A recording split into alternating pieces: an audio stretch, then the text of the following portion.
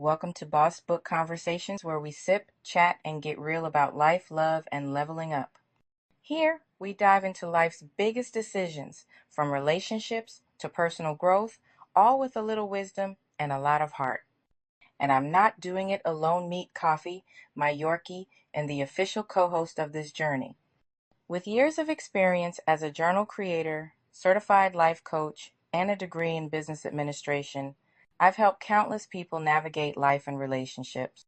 And after 33 years with my husband, 28 of those married, I've learned firsthand what it takes to build something that lasts. So grab your favorite cup, because here at Boss Book Conversations, we're sitting with coffee for the tea. Today, we're tackling conflict resolution, how to turn tension into teamwork and disagreements into deeper understanding. Let's get into it. I have a question. How do you deal with conflict? Is this how?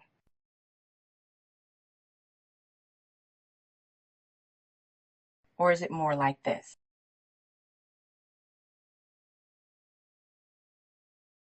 So, today I'll share practical strategies to help you navigate conflict in both your personal and professional relationships. I'll be honest, I struggle with this on a daily basis. Question: why does conflict happen? At its core, conflict usually comes from differences in expectations. One person expects something that the other isn't aware of. Miscommunication. Words get twisted, emotions take over, and suddenly it's a mess. Unmet needs. When people feel unheard or undervalued, frustration builds. Ego and emotions. Let's face it, sometimes pride gets in the way. You can't let them win. Conflict does not have to be negative. It can actually lead to better communication, deeper connections, and stronger teamwork if you handled it the correct way. Let's start with personal relationships, friends, family, and romantic partners. Here are ways to handle conflict with grace.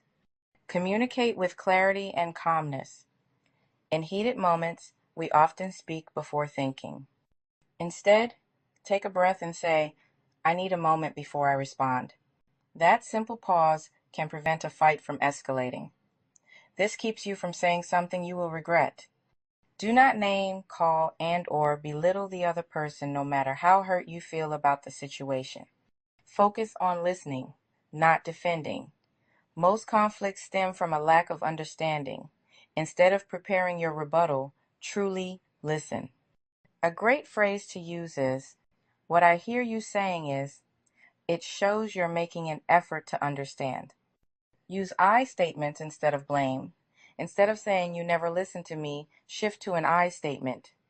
I feel unheard when we talk about important things. That small tweak reduces defensiveness and encourages open dialogue. Find a common goal. Every conflict should have a resolution. Ask yourself, what do we both want? Usually, it's the same thing: understanding, respect, or love.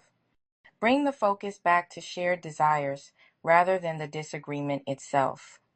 Now, workplace conflict, whether it's with a colleague, boss, or client. Professional conflicts require a balanced approach that keeps relationships intact while setting clear boundaries. Keep emotions in check. Unlike personal conflicts, professional disputes should be handled logically, not emotionally.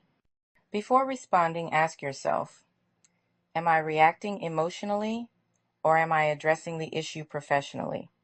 Clarify expectations. Many workplace conflicts come from unclear expectations. If a colleague misses a deadline or communication feels off, don't assume they might not know what's expected.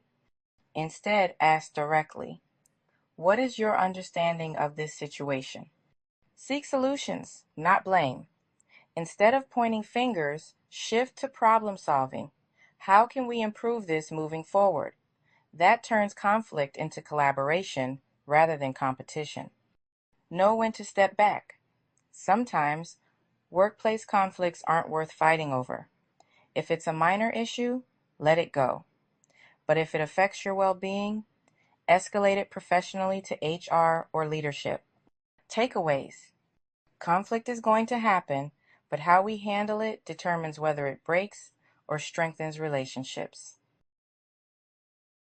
When navigating conflict, think before reacting, listen to understand, shift from blame to resolution, and focus on shared goals.